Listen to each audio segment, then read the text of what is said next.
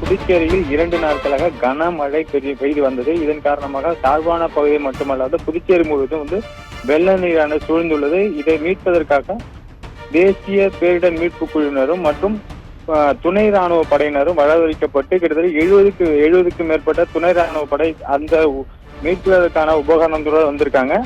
அது மட்டும் இல்லாத புதுச்சேரியில அனைத்து துறைகளும் இந்த மீட்பு பணியில ஈடுபட்டு வராங்க.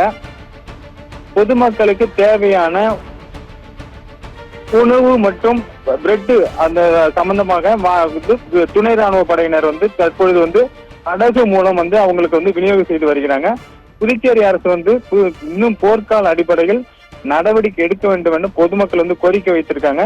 இது சம்பந்தமாக காமராஜர் தொகுதி சட்டமன்ற உறுப்பினர் ஜான்குமார் உடனடியாக எவ்வளவு விரைந்து பொதுமக்களுக்கு உதவி செய்ய முடியுமோ அவ்வளவு சீக்கிரம் செய்யறதுக்கு நடவடிக்கை எடுக்கப்பட்டு எங்க பார்த்தாலும் மழை நீர் சூழ்ந்துள்ளதால் உடனடியாக நடவடிக்கை எடுக்க முடியவில்லை என்றும் தெரிவித்திருக்காரு. இது பார்த்தீங்கன்னா புதுச்சேரியில் உள்ள காமராஜர் நகர் உட்பட்ட புதுச்சேரி